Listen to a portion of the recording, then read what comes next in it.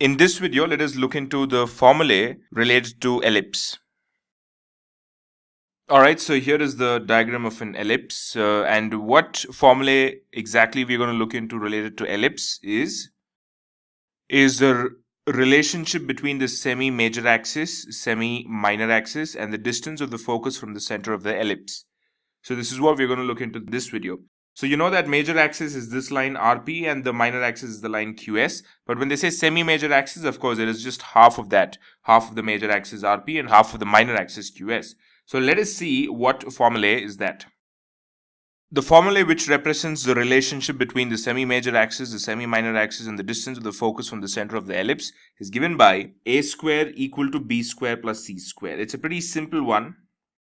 You know that half of the major axis is A, half of the minor axis is B, and the distance of the focus from the center is given by C.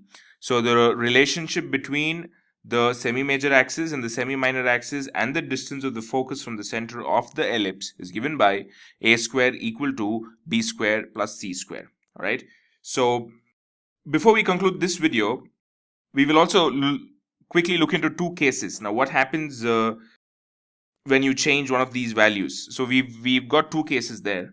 So the case one is nothing but when C equals 0 in this relationship, A square becomes equal to B square, meaning the ellipse shrinks into a circle because both the focuses, this will become 0, this will become 0, and F1 and F2 will merge together somewhere in the center, and this green curve will become something like this. I mean, it will become a perfect circle. That is what is the case 1. Now let's look into what is case 2. Alright, here we are in the second case. The second case is what happens when C becomes equal to A. When there is no difference between C and A, what happens then? Then it becomes A square equal to B square plus A square gets cancelled. Then you have B equal to 0, right? If B becomes equal to 0, when there is no B at all, there's no vertical space at all in this curve. So the ellipse becomes a straight line. It just becomes a line segment. So that is what it becomes. So in case 1, ellipse becomes into a circle. And in case 2, okay, this is what I need to show. The case 1, ellipse turns to a circle, and case 2, ellipse turns to a line segment. And you need to know what is case 1 and case 2.